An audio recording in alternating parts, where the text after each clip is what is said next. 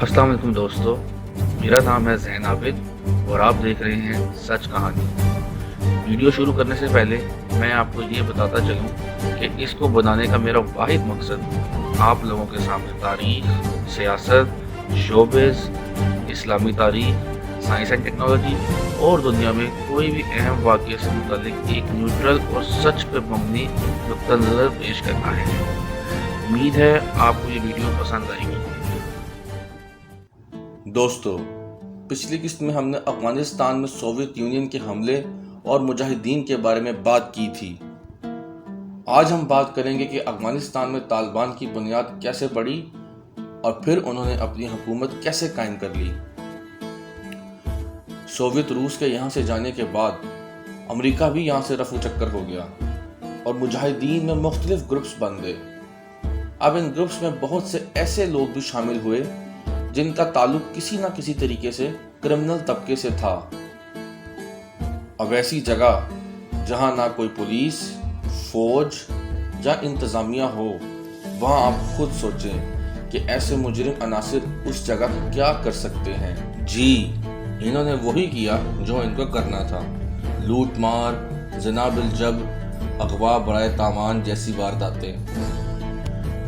इनकी बदमाशियां इस हद तक बढ़ गई थीं कि किसी भी मकामी शख्स का मुल्क में सफ़र करना मुश्किल हो गया था। असलहा इनके पास सोवियत आर्मी और अमेरिका का पहले से ही बहुत ज़्यादा था जो वो छोड़ गए थे। सो उसी असलहे के बल पर अब हर ग्रुप ने अपने अपने इलाकों में टूल प्लाजे की तरह का एक गुजरगाह बनाई हुई थी जहाँ से गुजरने वाली हर सवारी को उन्हें टैक्स या आम अल्फाज में जगह टैक्स अदा करना पड़ता था।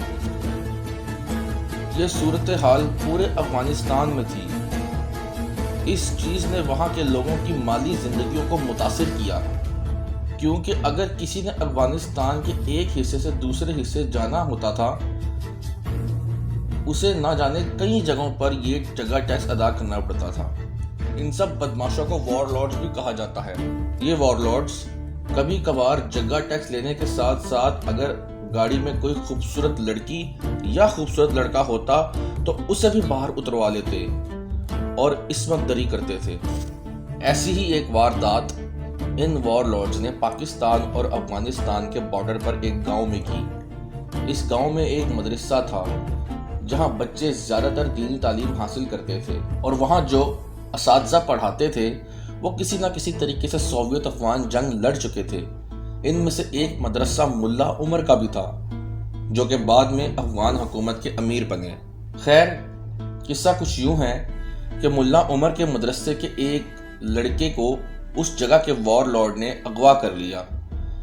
जब ये खबर मुल्ला उमर को पहुंची तो उन्होंने पास के मदरसों में इसकी खबर की और अपने और दूसरे मदरसों के तलबा के साथ उस वॉरलॉर्ड पर चढ़ाई कर दी।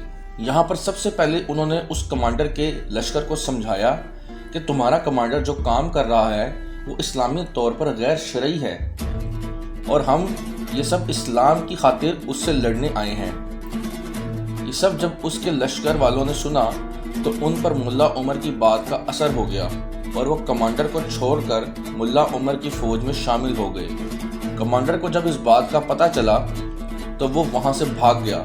अब जब लश्कर मुल्ला उमर के साथ आकर मिल गया तो उनके पास मजीद असलहा आ गया और अब उन्होंने ये फैसला किया कि जहाँ भी ये वॉरलॉर्ड्स ने कब्जा कर रखा हुआ है हम इसको छुड़वाएंगे। अफगानी लोग पहले ही उन वॉरलॉर्ड्स से तंग आ चुके थे। उन्होंने इनकी ये पेशकश खुशी खुशी कबूल की और उन्हें बाकायदा रास्ता फराहम किया। अब जिस वॉरलॉर्ड के ऊपर ये लोग चढ़ाई करते वहाँ का लश्कर मुल्ला उमर की फौज में शामिल होता जाता और यहाँ तक कि इन्होंने 1994 तक कंधार तक को अपने कंट्रोल में कर लिया।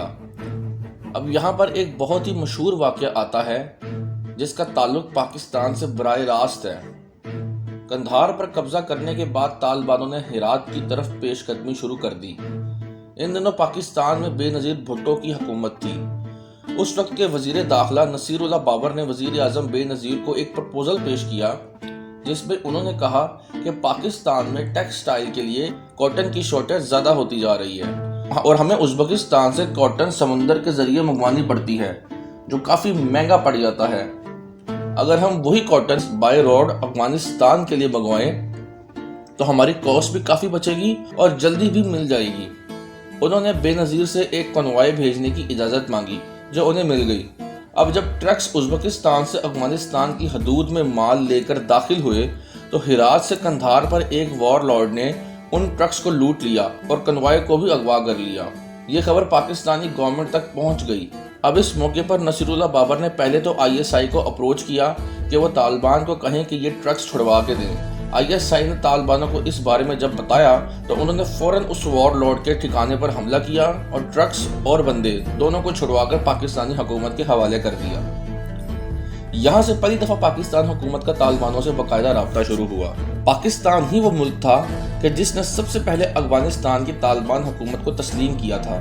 خیر، ابھی ہماری اس ویڈیو کا موضوع طالبان کے پاکستان سے تعلقات پر نہیں ہے، اس کو ہم اپنی دوسری ویڈیو میں تفصیلاً آپ کو بتائیں گے۔ بہت سے لوگوں کا اس وقت خیال تھا کہ پاکستانی اسٹیبلشمنٹ طالبان حکومت کو اسلحہ اور پیسے دیتی ہے، اس لیے وہ افغانستان پر قبضہ کرتے جا رہے ہیں، مگر معاملہ کچھ اور ہی تھا۔